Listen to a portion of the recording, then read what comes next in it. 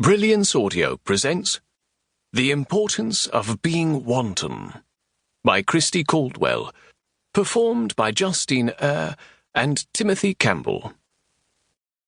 It made sense that she should have requested a meeting beside a lake, and it was the first time in the whole of his 17-year betrothal that Charles found himself intrigued by something, or anything, about the woman he was slated to wed in 1 month, 4 days, and a handful of hours. Emma didn't require his assistance in the matter of their wedding, which begged the question, what had she called him here for? "I trust you are wondering why I've requested your presence." The young lady not only correctly surmised his thoughts, but also had come at him again with that unexpected and welcome bluntness. He inclined his head. "I confess to curiosity. Intrigue. From the moment her missive had come, and in the dead of night, it was and had been outright intrigue. I expect it has to do with our upcoming nuptials." "Yes," Emma confirmed. "I've had time to consider our arrangement. 17 years. "Yes, we've both had time to think on it." He spoke quietly, and the young lady pulled her stare from the smooth surface of the river and over to Charles. Her lips parted, that narrow lower lip lending an upside-down pout to her mouth, and his gaze caught, his breath caught. And he, Charles, the Earl of Scarsdale, rogue amongst gentlemen, scoundrel of London, found himself completely enraptured by his future bride. Her endlessly long flaxen lashes swept low, and Charles swallowed spasmodically. How had he failed to either appreciate or revel in the complexity of that contoured mouth before now? He lowered his head, determined to rectify that past failing. Emma took a quick, lurching step backward, catching herself at the edge, so close the water kissed her hemline. "And as such, having had time to consider our betrothal all these years, I have decided it would be in my best interest to sever the formal contract." 2 months ago, Miss Emma Gately had paid a visit to 3 scandalous ladies on Waverton Street, living on their own.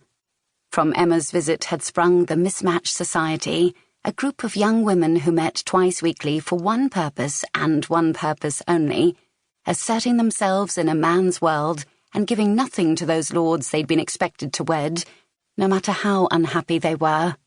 This morn, however, seated in her family's Mayfair residence, Emma headed up an altogether different meeting.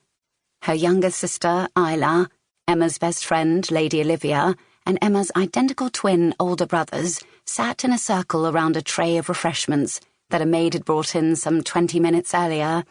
Emma pressed her fingers together, steepling and unsteepling them, then stopped. "Something is amiss."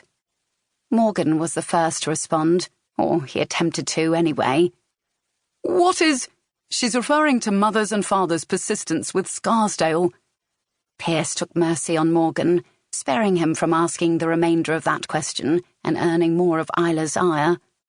"Scarsdale!" Morgan spat the name like it was the vitriolic curse it had become in the household. "Yes," Emma murmured. "Scarsdale." The name of the man she'd been betrothed to as a child, who'd become a rogue, living quite happily for himself while she waited on the sidelines, until she'd tired of it and cut him loose, or free. One would have thought he saw it as the latter. Alas, he'd never been agreeable in any way, even in this, their break-up. Pierce sat up straighter in his seat. "I thought he gave up." Isla frowned.